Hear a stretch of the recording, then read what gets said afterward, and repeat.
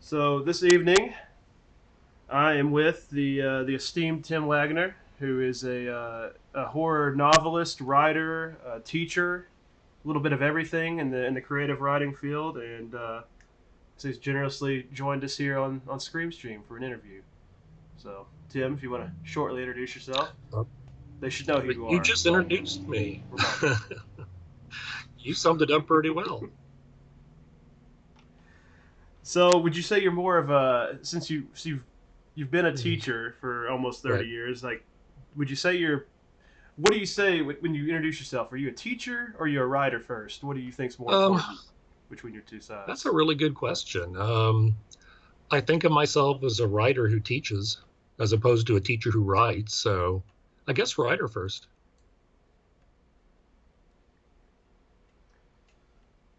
So you're a teacher. That's your Hmm. full time gig, or I Yep. guess that's where you have your roots. And what was it like being a teacher who has had this successful career? I mean, obviously it feeds into your curriculum you teach, but you are an acclaimed and awarded author as well. How does that? How do you balance that? How does that make you feel about your craft and what you're teaching your students? Well, it's important to me. Like if I was teaching a physical thing like archery or swimming or whatever, it's important to me to keep doing it to learn as much as I can about it so I can keep bringing that into the classroom. Um, so that back and forth and the things I learn in the classroom go back right into my writing too. So it's like this cycle that just keeps on going. The only thing that's kind of changed over the years is that, as I've written more books or you win an award or two, I find that students sometimes are intimidated to talk to me, which I think is just ridiculous. I'm just a person. But if I was in their boat or in their shoes, in the same kind of place at the same time in my life that they're at, I'd feel the same way, I'm sure. But so my classes have gotten a little quieter. They're afraid to ask questions sometimes. So that's changed a little bit. But overall, I mean, it's just it's it, in some ways too, it also gets a little harder to teach because you know more, and it gets a little harder to focus in on what's the one thing now that you want to cover as opposed to the hundred other things you could also talk about right now. So that's changed too. But overall, I mean, I wouldn't have it any other way. I mean, like I said, it's a cycle. It feeds both parts of me feed each other part.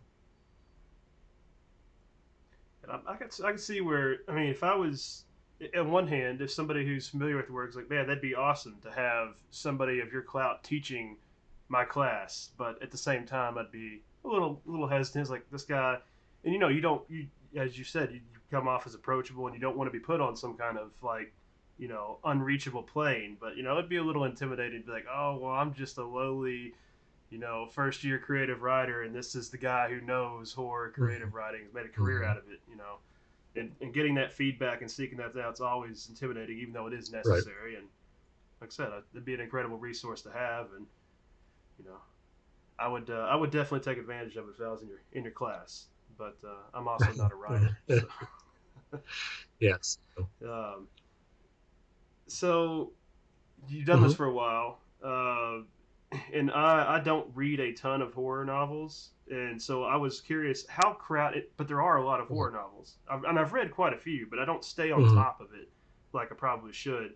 How crowded is that field? It seems like it's dominated by big names, but are there a lot of people in general breaking through? Well, Or in terms of the small press, yeah, I mean, the small press field is really alive and vibrant in horror.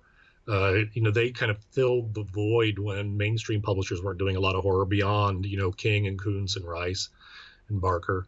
And, now things are starting to open up. Tor has come up with a new horror line they call Nightfire. And a couple other places are starting to, at least the rumors are, that they're starting to come up with their own dedicated horror lines, bigger publishers. So I think the field's expanding. There's been a lot of success with, the more kind of sophisticated horror movies like Hereditary and Get Out. Uh, that it's becoming cool again. Horror is for a mainstream audience in a lot of ways. So the field is there's a lot of really good writers that are up and coming. And a lot more women, a lot more people of color, a lot more people, of different sexualities, people from other countries. It's becoming a lot more diverse in all kinds of ways and all kinds of voices. So it's a really strong field right now. I think that kind of dovetails into another question. Is like I think horror has always lent itself, and this seems to be a common theme with everybody we talk to. And if you're involved in any capacities, horror is a very inclusive genre in general. It's always included a very strange mixture of people and backgrounds and belief systems.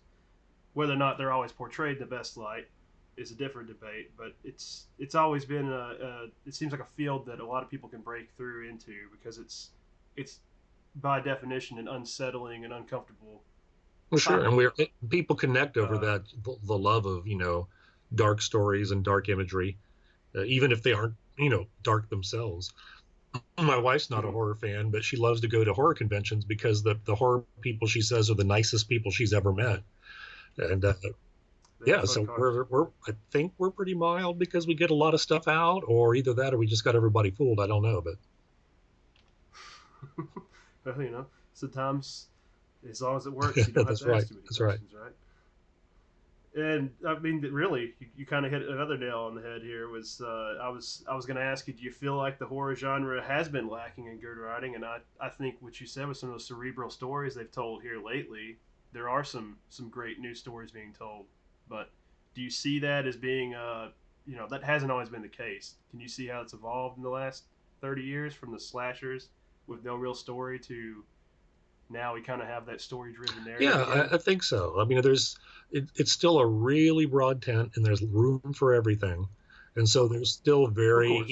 entertainment based horror that's very straightforward, and then there's room for literary stuff that the horror in it element is so subtle in a lot of ways that a lot of people might not consider horror, and there's everything in between.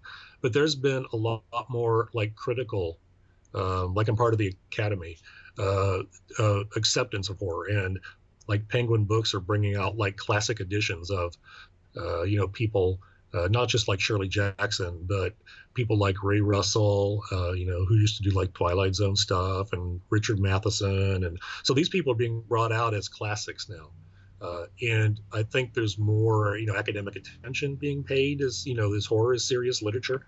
I mean, there's always been a thread of horror in serious literature. I mean, people would, they still read Poe and you still study Poe, and more so than like science fiction or fantasy in a lot of ways. There's a thread of horror that would kind of creep through literature.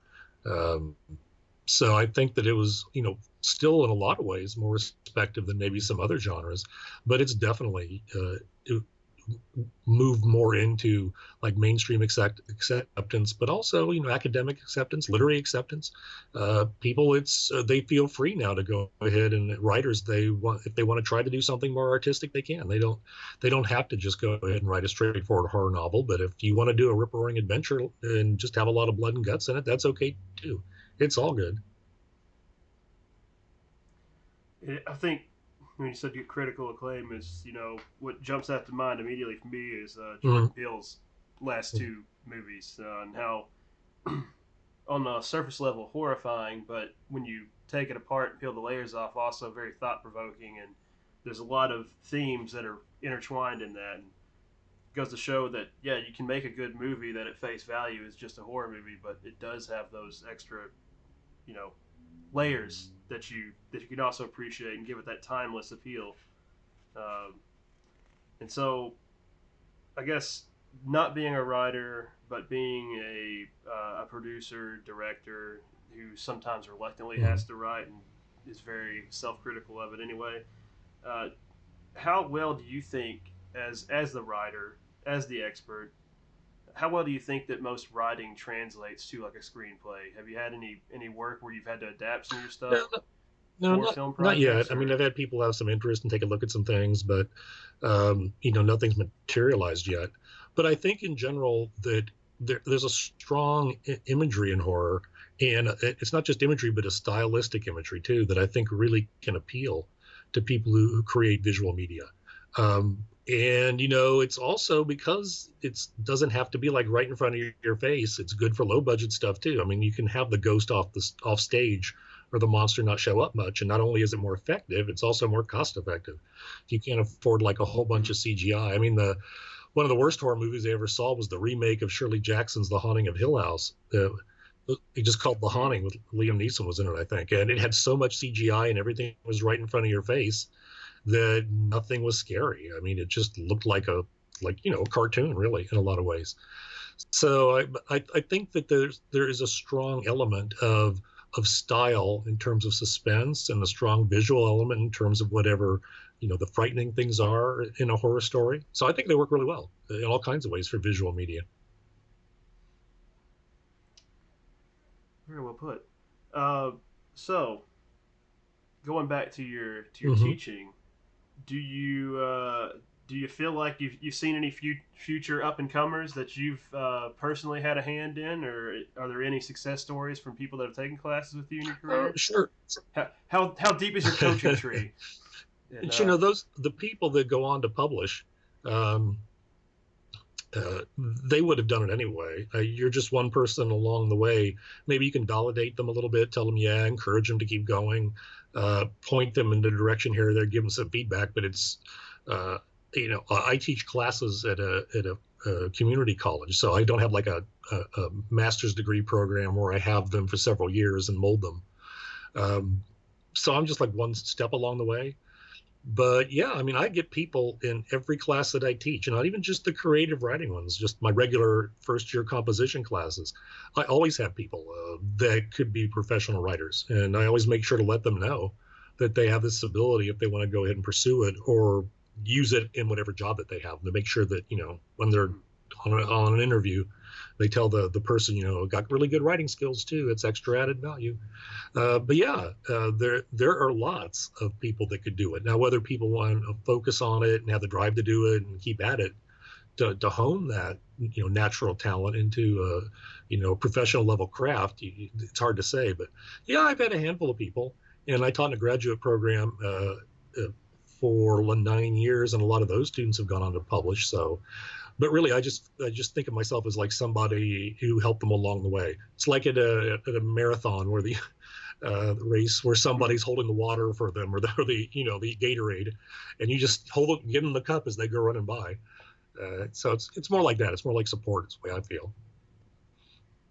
well, I think that's. I mean, especially since you've been teaching at this community college now, it's a very Mm-hmm. accessible level too. I mean, the amount of value they're getting from somebody with your experience and your mentorship. Like I said, you're probably the reach of what you're doing is probably pretty far extending, like in ways you can't measure, which Mm-hmm. is cool, and it's awesome to see people with the experience such as yourself being able to give back in that capacity. Because like I said, teaching is an underappreciated but essential component to society, and sharing your skill set with others. Like I said, can't put a value on that, and I've definitely had mentors along the way that have been. I wouldn't be where I am Right, without them in and I all think areas of about life. my own mentors, when I teach all the time too. I mean, people talk about paying it forward, but that's what it means. I can't give back to them, so I can give to the next generation of writers, even if they're people older than me that are just starting. I mean, whatever new writers are. And the community college is great. I mean, it's cheap, so comparatively speaking, so it's a lot more accessible to all kinds of people, and people can just try it out and see if they like it.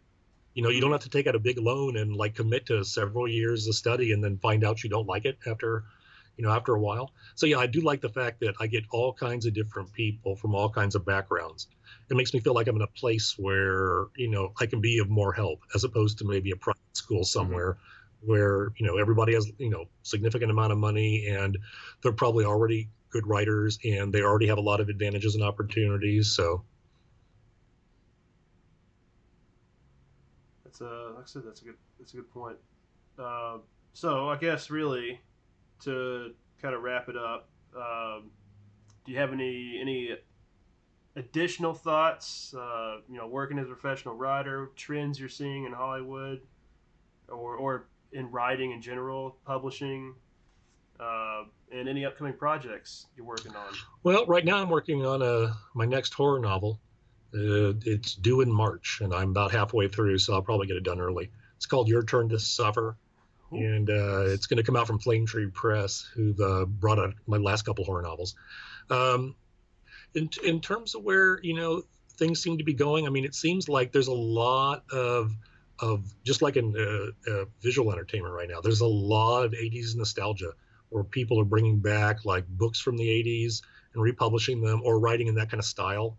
Um, there's a lot of exploration of literary horror that's been going on. There's a lot of, like I said earlier, emphasis on different voices in horror, where people are trying to find, stories that haven't been told a million times before. So, and it's increasing again. It's picking up in the mainstream publishers. So it's a great time to be a horror writer.